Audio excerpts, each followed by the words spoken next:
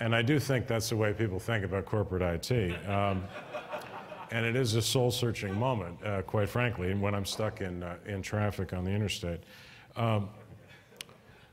My retort to that is, if you've ever hit a puddle on an interstate going about 75 miles an hour and started hydroplaning, you really hope that highway's been designed well. So that's the only counter argument to that point. At the end of the day, our customers in the business, and I do view them as our customers and our business partners, they see the results, they measure the results in the financial statements. And so we really have to be about and ought to be about, as an IT shop, top line and or bottom line performance in order to really drive value for the business. And SaaS is a way to do that, and that's my contention. All right, so let me talk a little bit about what our options were. There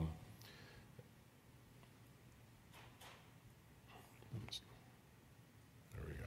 Here were our options.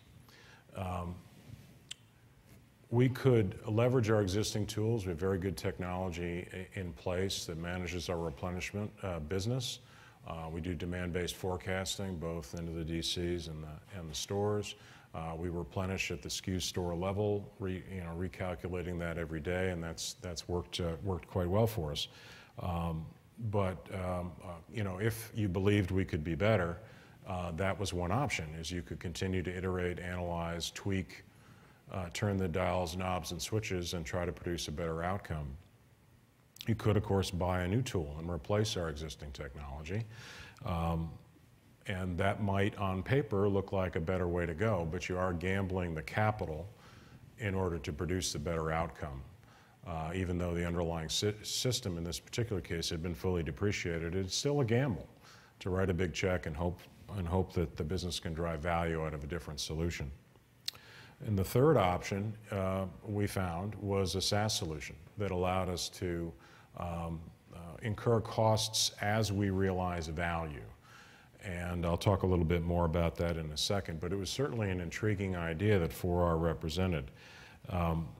They believed and had evidence to suggest that their analytics could produce a better outcome in terms of managing our inventory positions by SKU by store in all of our stores across the chain. And given the volatility and the decentralized nature of our business, that's a bold claim, but it was an intriguing idea. They also proposed a non-IT invasive approach. It was an integration, essentially, a couple of interfaces here or there. And then, assuming it worked well. It was a relatively low-risk proposition. And they also argued that it was cheaper than our alternatives. So, yes, it all sounded too good to be true. So to drill down a little bit, why better?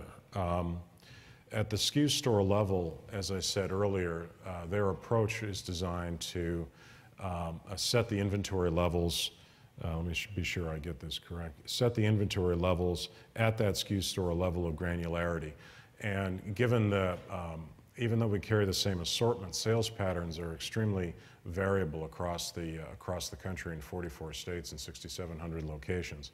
And it is, rough cut surgery to determine, at least with our existing use of our technology, the exact levels, min, max, to store everywhere. Once again, I thought we did it pretty well. And this offered an opportunity to strike that balance between the cost of your inventory and the maximum profitability you could drive from sales in that inventory. And that kind of granularity at the SKU store level, we thought was an interesting idea and would be better than our current approach. I talked a little bit about the IT dimensions of why we thought it would be cheaper and faster. It leveraged our existing infrastructure. As I said before, it was interfaces out, interfaces back in. Their solution would compute new min-max values on all of our 4,800 basic items, and those would superimpose on top of our what our current replenishment system calculated for those SKU stores on a daily basis, and then the next time we shipped to the store, we would just ship those quantities instead. So that actually allowed for an interesting test, right? You could have a test in a control group, and I think to emphasize a point I made earlier, what 4R brought to the table were a group of statisticians that could engage the business not as IT professionals, but as statisticians. We have a group of folks in the business that drive this part of our business that have masters and doctorates, like so many other people in the room do in their businesses to manage their inventory positions. Well, they could go toe-to-toe with our people and very credibly talk about our data and how their replenishment algorithms were more precise and self-correcting in our world, and that they could do that concurrently in a test and learn way. So we liked that idea. But we had all the standard doubts that anybody would have. I mean, they're a relatively small organization. Could their solution scale? Could it handle our volume?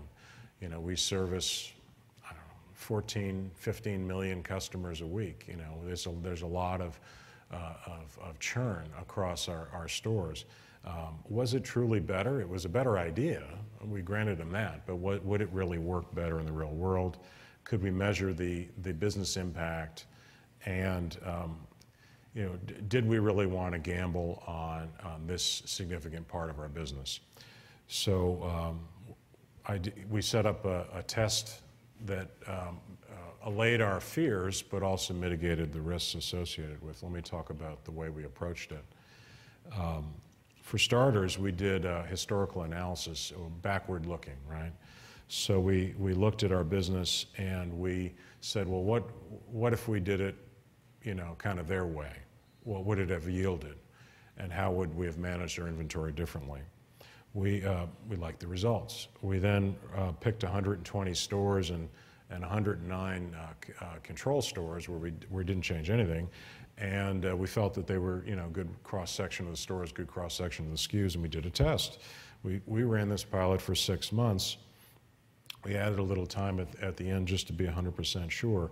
And really, on a daily, weekly basis, my folks in the business and the folks in IT, with very, very little involvement, I should say, in IT, the folks in the business, the folks in 4R really noodled over and studied the results on a daily basis and turned some knobs and switches to get it just right. When we finally got it right, we decided to roll out by category and store to mitigate the risk. And we sequenced those to balance the greatest opportunity, lowest risk, as I think many would. Okay, so the whole thing start to finish was 14 months to chain-wide deployment, all stores, all SKUs, on our replenishment side of our business. So that start-to-stop time was significantly faster than our assessment of the alternatives. It was significantly better financial results, and the ROI of the solution was very high. So it was a non-risk-based approach, test and learn methodology. We were not gambling our capital to prove that this thing would work.